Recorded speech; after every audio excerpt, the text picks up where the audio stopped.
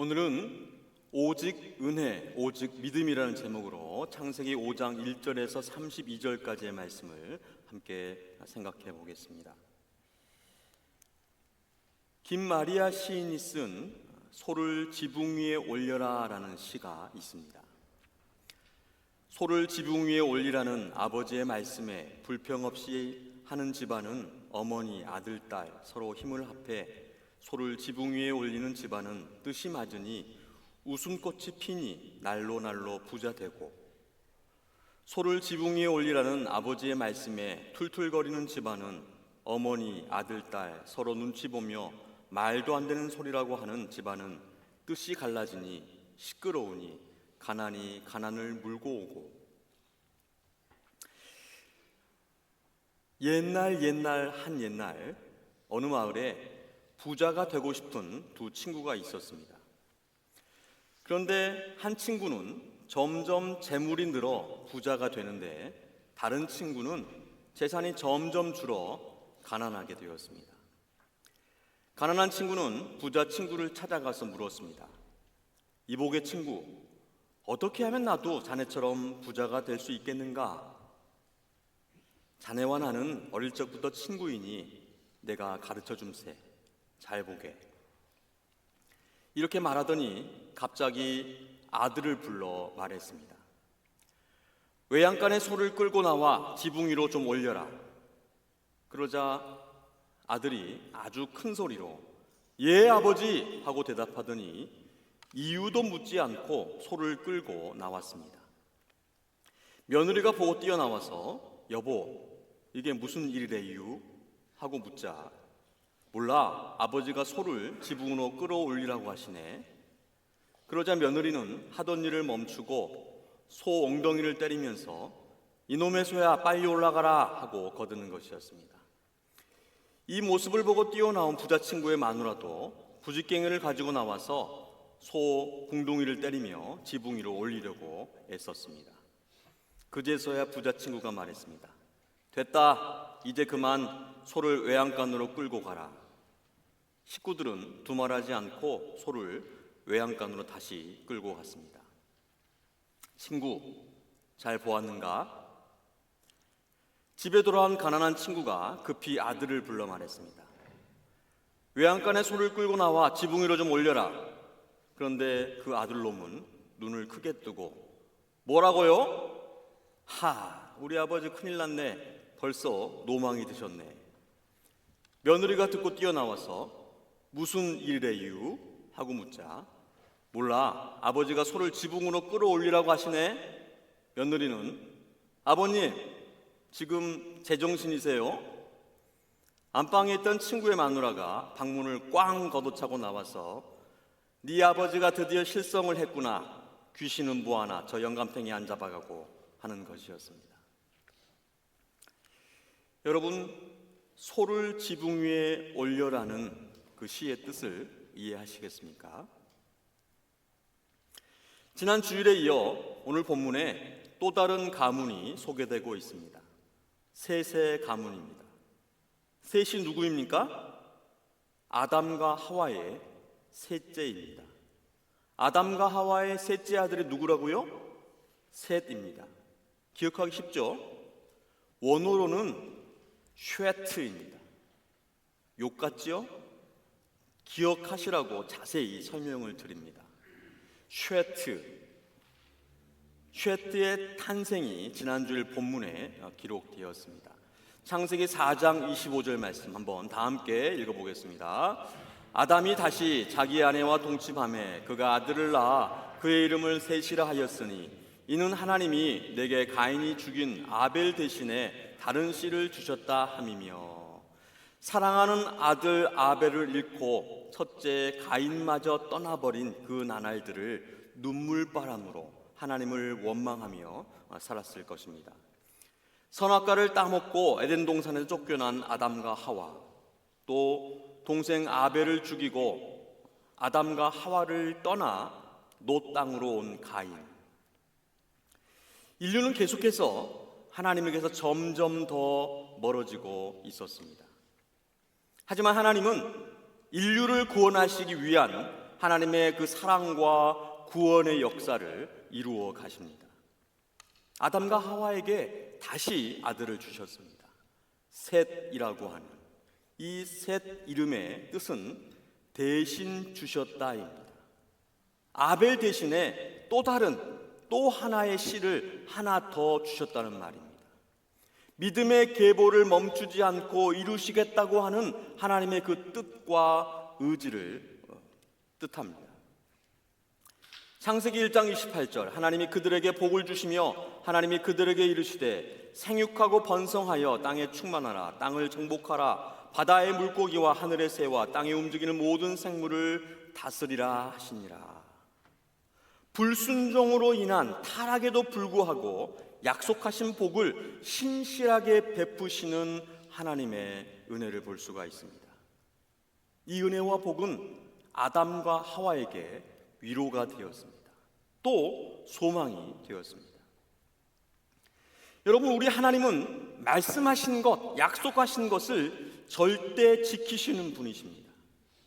민수기 23장 19절 말씀에 하나님은 사람이 아니시니 거짓말을 하지 않으시고 인생이 아니시니 후회가 없으시도다.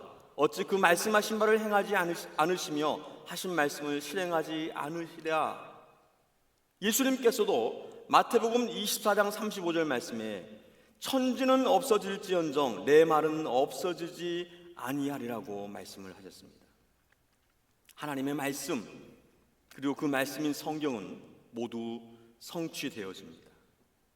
성취된 것이 무엇인지, 성취하고 계시는 것이 무엇인지, 또한 성취하실 것이 무엇인지를 알기 위해서 우리는 성경을 읽어야 합니다. 우리에게 약속하신 복이 무엇인지를 알기 위해서는 성경에게 물어보아야 합니다. 바로 성경을 읽어야 하는 것입니다. 하나님의 복 받기를 원하십니까? 성경 아래에 귀를 기울이시기 바랍니다. 그러므로 모든 육체는 풀과 같고 그 모든 영광은 풀의 꽃과 같으니 풀은 마르고 꽃은 떨어지되 오직 주의 말씀은 세세토록 있도다 하였으니 너희에게 전한 복음이 곧 이 말씀이니라. 이렇게 전하는 베드로 사도의 이 말씀에 우리는 다시 한번 기억해야 할 것입니다. 우리 하나님께서 하신 말씀을 반드시 지키시는 은혜 위에 더 큰 은혜가 있으니 그것은 바로 불순종에도 불구하고 회개하고 돌아오지 않음에도 불구하고 살인죄를 짓고 유리방황함에도 불구하고 약속하신 복을 베푸신다는 것입니다. 여러분, 아담과 하와는 아직도 하나님께 돌아가지 않았습니다. 회개하지 않았습니다. 형제 사이에 그 살인 사건이 있었는데 가인에게 회개하라고 하지 않았고 대신해서 하나님께 용서도 구하지 않았습니다. 이런 아담의 모습과 전혀 다른 한 사람이 성경에 등장합니다. 욥기 1장 5절에 그들이 차례대로 잔치를 끝내면 욥이 그들을 불러다가 성결하게 하되 아침에 일어나서 그들의 명수대로 번제를 드렸으니 이는 욥이 말하기를 혹시 내 아들들이 죄를 범하여 마음으로 하나님을 욕되게 하였을까 함이라. 욥의 행위가 항상 이러하였더라. 혹시라도 내 아들들이 죄를 범하여 마음으로 하나님을 욕되게 하였을까 하여서 아들들의 수대로 번제를 드렸다고 합니다. 바로 욥을 성경이 말씀합니다. 죄를 짓지도 않았는데 혹시나 마음으로라도 죄를 지었을까 하여서 속죄의 제사를 드렸습니다. 이런 욥을 하나님께서는 이렇게 말씀하셨습니다. 그와 같이 온전하고 정직하여 하나님을 경외하며 악에서 떠난 자는 세상에 없느니라. 여러분, 이것은 사람의 칭찬이 아니라 하나님의 칭찬입니다. 하나님을 기쁘시게 한 욥의 믿음을 성경이 말씀하고 있습니다. 반면에 아담은 어떠했습니까? 동생을 죽인 가인의 속죄를 위해서 제사는커녕 회개하라고 훈계하지도 않았습니다.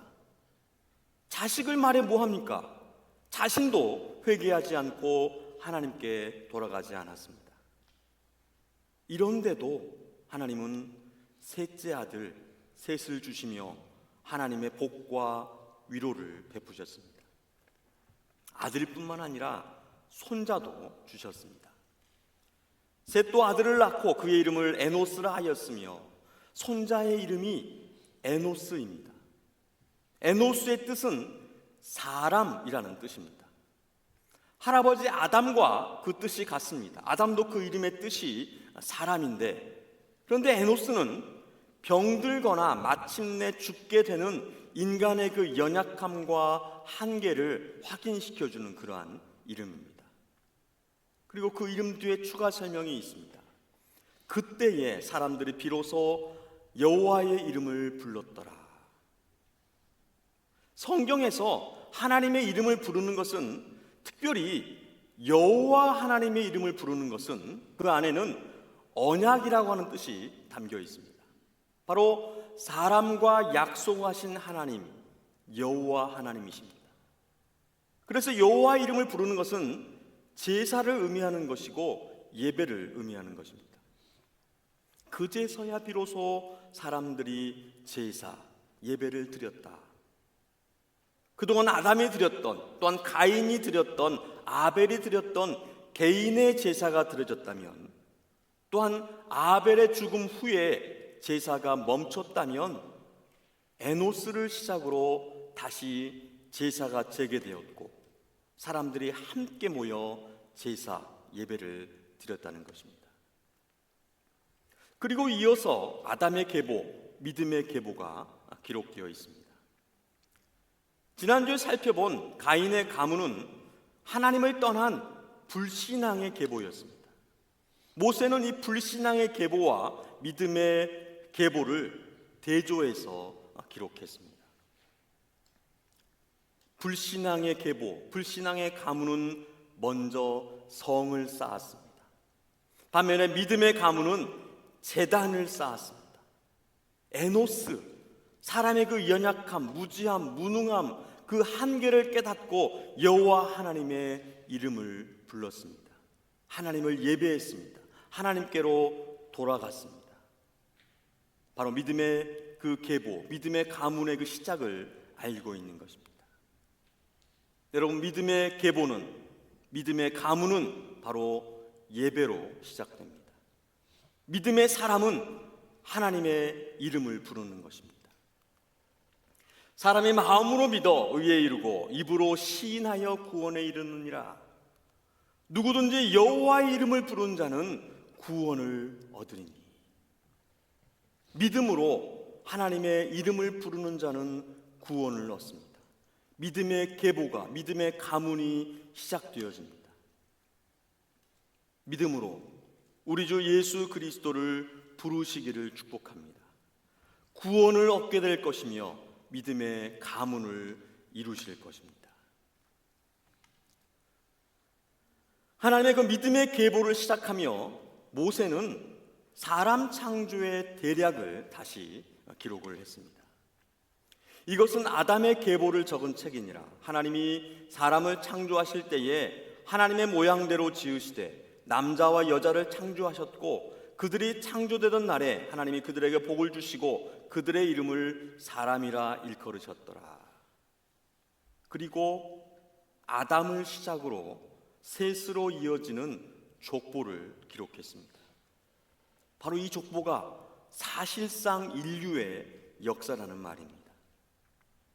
그런데 누가 빠졌습니까? 가인이 빠졌습니다.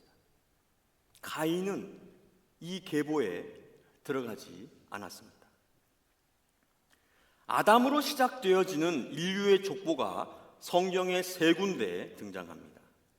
오늘 본문과 역대상 1장에 그리고 누가복음 3장에 아담이 포함되어진, 아담으로 시작되어진 인류의 족보가 기록되어 있습니다. 그런데 모두 가인의 이름이 빠져 있습니다. 불신앙의 제사와 살인죄를 범했던, 그리고 자신을 믿고 의지하여 성을 쌓았던 가인은 불신앙의 가문을 이루었고 하나님의 믿음의 계보, 구원의 계보에서 제외되었습니다. 그 시작은 믿음이 없는 제사였습니다. 성경은 제사가 아니라, 제물이 아니라 믿음이라고 말씀합니다. 믿음만이 구원을 얻고 믿음만이 하나님을 기쁘시게 한다고 분명히 전하고 있는 것입니다.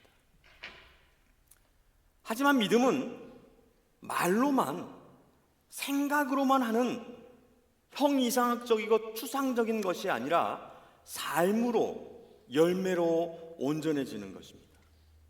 믿음이 있으면 하나님이 기뻐하시는 제물과 제사, 예배를 드릴 수 있는 것입니다.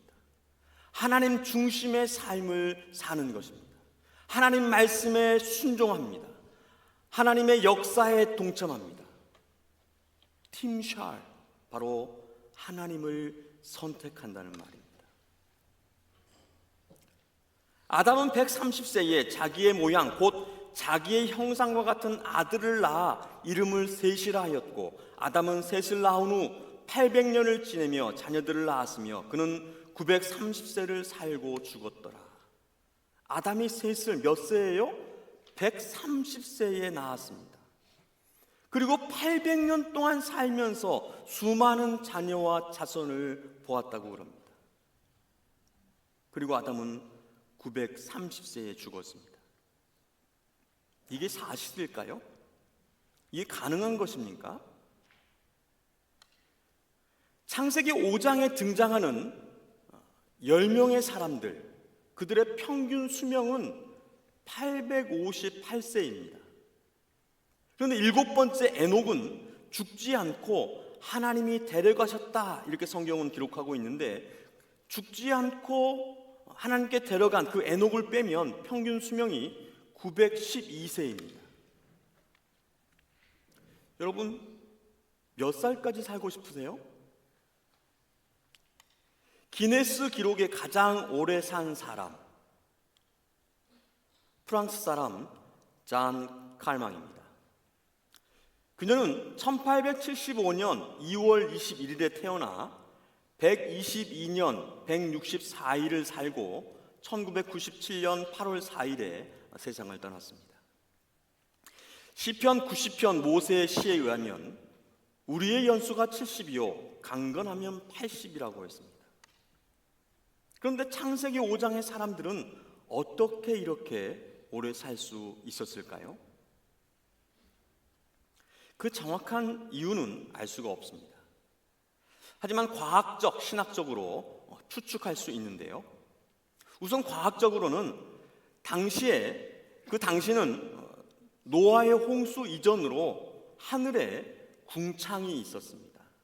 궁창, 하늘에 물층이 있었는데 하나님의 그 홍수 심판 때에 그 궁창에 있던 물 H2O가 다 땅에 쏟아지고 하늘에 오뚜리, 오존이 남았습니다. 궁창이 있었을 때는 전 지구가 온난한 기후로 지구 어느 곳이나 살기 좋았고 자외선의 차단으로 노화가 빠르지 않았습니다. 그리고 인류의 초기이기 때문에 유전적 결함이나 충돌, 변이가 적었고 질병이 많지 않았기 때문에 이렇게 장수했다고 추측해 봅니다. 신학적으로는 초기 인류의 형성을 위해서 하나님께서 인간의 수명을 늘리셨습니다. 오래 살면서 수많은 자손을 낳아 인류로 번성하도록 했다는 것입니다.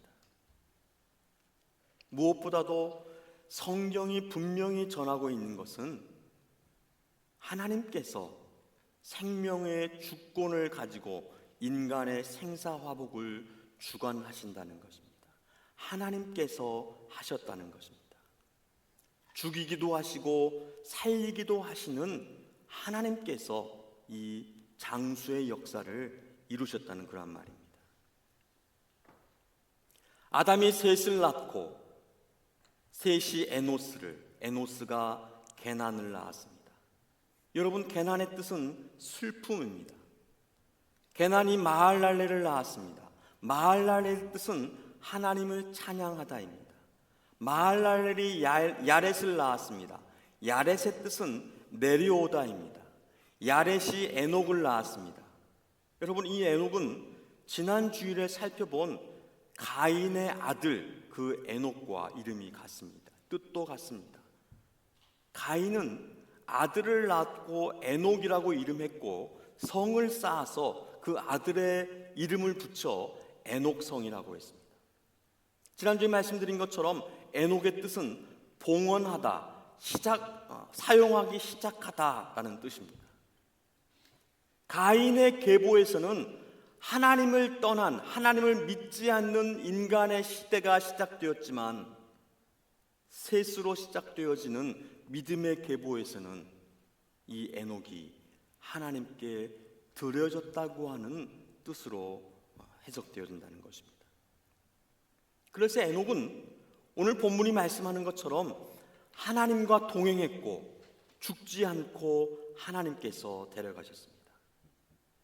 그리고 그 에녹이 무두셀라를 낳았는데 무두셀라의 뜻은 그가 죽으면 보내어진다라는 뜻입니다.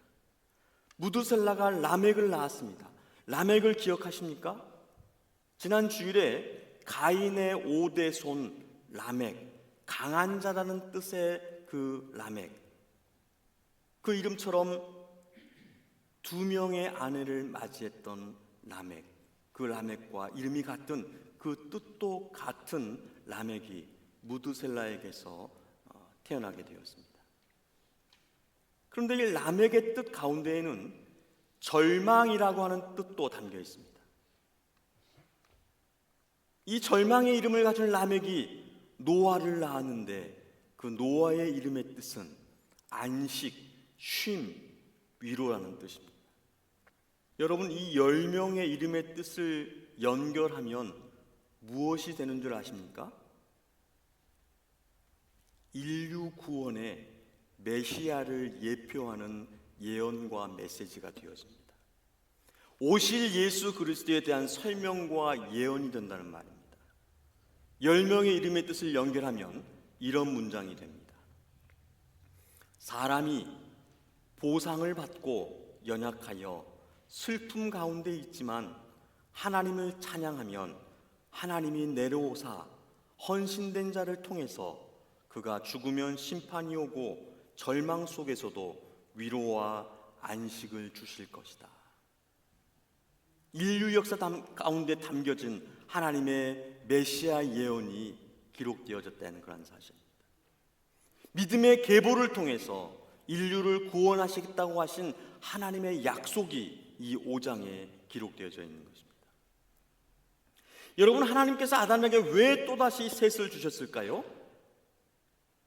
바로 믿음의 계보를 이어가시기 위해서입니다. 인류 구원의 역사를 완성하시기 위해서입니다. 아들 예수 그리스도를 통해서 우리를 구원하시기 위해서 또다시 아담에게 셋을 주셨습니다. 인간의 그 인류의 죄악에도 불구하고 구원하시려는 하나님의 신실한 사랑의 이야기를 창세기가 또한 성경이 하고 있는 것입니다. 우리를 구원하시려는 하나님의 뜻과 계획은 태초부터 시작되었습니다. 믿음의 계보를 이어가시며 지금 우리에게까지 구원자 메시아 예수 그리스도의 그 피의 혈통을 계승하고 계십니다. 우리 성도와 교회는 하나님의 그 믿음의 계보로 하나님께서 다시 시작하시고 이으시고 세우신 하나님께서 남기신 남은 자들이라는 그런 사실입니다. 이런 우리가 어떻게 살아야 하겠습니까? 오늘 본문에서 두 사람을 주목해야 합니다. 바로 에녹과 라멕입니다. 가인의 그 가문의 자손들과 이름이 같은 에녹과 라멕, 같은 뜻의 같은 이름을 가졌지만 그들은 완전히 다른 가문, 불신앙의 계보와 믿음의 계보에서 다른 삶을 살았습니다. 가인의 자손 에녹은 불신앙 가문의 시작을 알렸고 자신을 믿고 의지하는 삶을 상징했습니다. 그래서 여러 성을 쌓고 도시를 이루어서 그 아들의 이름을 이랏, 도시라고 명명했습니다.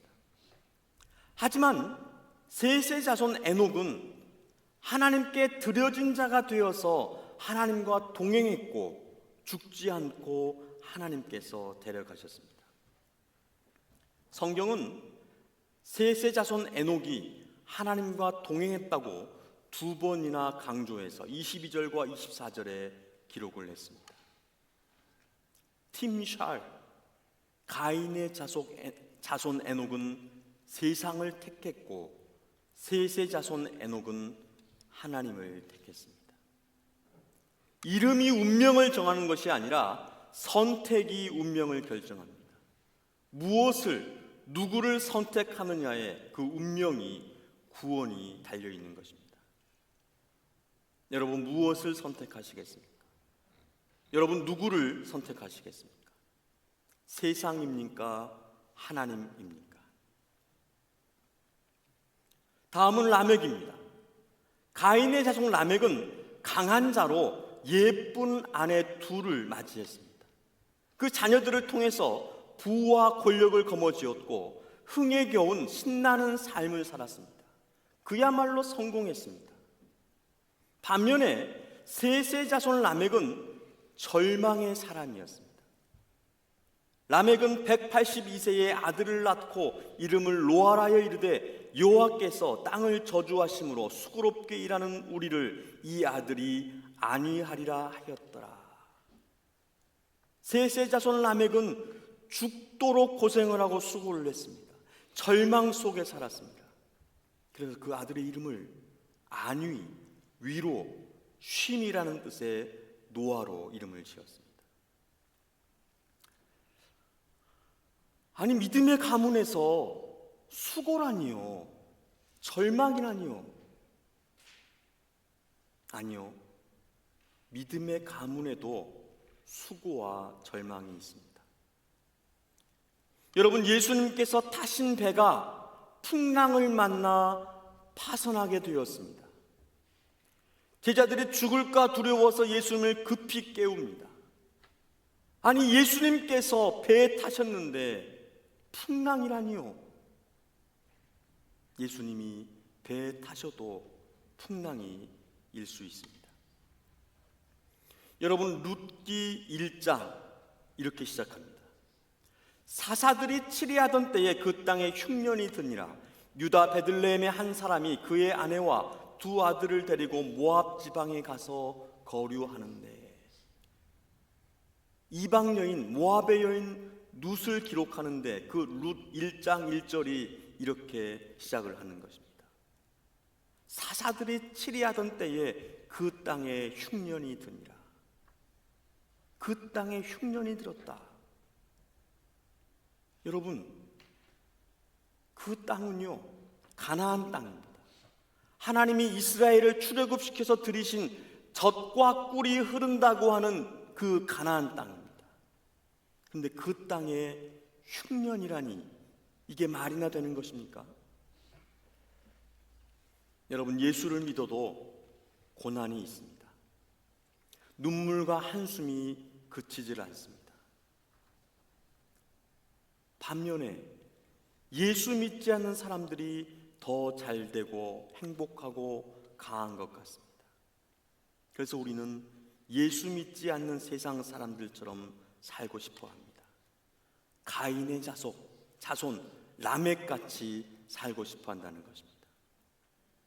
그러나 여러분, 그 결국은 사망이고 영원한 죽음입니다. 불신앙의 그 사망의 계보를 이루시겠습니까? 아니면 믿음의 계보를 이루어서 영원한 하나님 나라를 사시겠습니까? 팀샬, 무엇을 선택하시겠습니까? 죄를 다스리시겠습니까? 죄의 다스림을 받으시겠습니까? 우리는 하나님을 선택하는 삶을 살아야 합니다.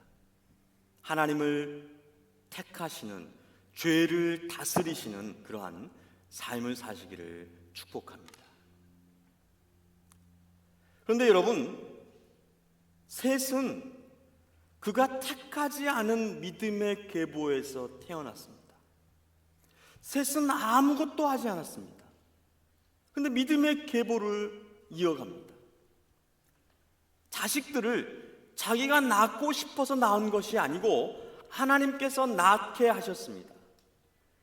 지난주에 살펴본 창세기 4장의 가인의 계보에서 낳았다는 동사는 여성형으로 여자가 아이를 낳는 것을 뜻합니다. 반면에 5장에 기록되어져 있는 낳다는 남성형으로 수동형입니다. 아이를 낳게 했다라는 뜻입니다. 바로 하나님께서 낳게 하셨습니다. 하나님께서 믿음의 계보를 이끌어 가신다는 말입니다. 하나님이 셋을 택하셨고 자녀 자손을 낳게 하셨으며 에노스가 여호와의 이름을 부르도록 하셨습니다. 에녹과 동행해 주셨고 에녹을 데려가셨습니다. 라멕에게 노아를 주셔서 안위와 위로와 쉼이 되게 하셨다는 말입니다. 여러분, 아담이 순종했습니까? 그가 순종해서 셋을 낳고 믿음의 가문을 이루었습니까? 누가 택했습니까? 바로 하나님께서 택하셨습니다. 창세기는, 성경은 우리의 무지하고 연약한 선택 위에 하나님의 선택, 하나님의 은혜가 있다고 말씀합니다. 우리가 택한 것 같지만 하나님이 은혜로 택하시고 은혜로 덮으셨습니다. 어느 시골 마을에 작은 교회가 하나 있었습니다. 성도들도 많지 않고 목사님도 동네 주민들과 가족처럼 섬기며 목회를 하고 계셨습니다. 어느 날 도시 교회에서 이 목사님께 설교 부탁이 들어왔습니다. 근데 목사님이 도시로 설교를 하러 가시면 이 교회는 설교할 사람이 없었습니다. 목사님은 고심 끝에 오랫동안 신실하게 신앙생활을 해오신 노 집사님을 설득시켜서 강단에서 말씀을 전해달라고 부탁을 했습니다. 그리고 무작정 도시교회로 목사님이 떠나버렸습니다. 이 노 집사님은 목사님의 부탁이고 시골 교회도 예배를 드려야 하니 기도를 많이 하고 강단에 올랐습니다. 그리고 강단에 올라서 성경을 펼쳤는데 맨 처음 눈에 보이는 말씀이 출애굽기 20장 13절 말씀이었습니다. 살인하지 말라. 이 말씀을 강단에서 크게 외치고 내려왔습니다. 살인하지 말라. 그리고 모두들 돌아갈 때까지 열심히 기도하고 있었습니다. 그런데 한참이 지나도 떠나지 않는 한 사람이 예배당 맨 뒤에서 흐느끼며 울고 있었습니다. 이 노 집사님은 그 사람에게 다가가서 왜 집에 가지 않고 울고 있는지를 물었습니다. 그러자 그 사람이 자기는 이 마을에 아버지의 원수를 갚기 위해서 그 누군가를 죽이기 위해서 왔다고 그럽니다. 그런데 원수를 갚기 전에 마지막으로 교회가 보여 그 교회에 들어가서 예배를 드리고 가야 되겠다, 그렇게 마음 먹고 교회에 들어왔다는 것입니다. 그런데 그 강단에서 외치는 그 한마디, 살인하지 말라라고 하는 이 말에 마음이 찔려서 원수를 죽이러 가지 못하고 있었다는 것입니다. 여러분, 이 이야기 어디에 살인을 막을 사람의 의지와 의도가 담겨 있습니까? 등장하는 모든 사람들은 자기의 생각과 마음대로 행동했습니다. 목사님도, 노 집사님도, 사람을 죽이려고 했던 그 사람도 살인을 막을 의지와 의도가 전혀 없었습니다. 누가 살인을 막았습니까? 하나님께서 막으셨습니다. 하나님께서 살리셨습니다. 이것이 하나님의 은혜라는 말입니다. 신묘막측한 헤아릴 수 없는 하나님의 구원의 은혜라는 말입니다. 우리가 아무리 잘 살려고 해도 하나님의 은혜가 없이는 안 됩니다. 잘 살지 못했는데 하나님께서 택하시고 은혜를 베풀고 계십니다. 아담이 뭘 잘했습니까? 셋이 뭘 잘했습니까? 그냥 하나님의 은혜입니다. 하나님의 택하심입니다. 우리가 어떻게 살아야 하겠습니까? 바로 이 은혜의 하나님을 믿고 살아야 합니다.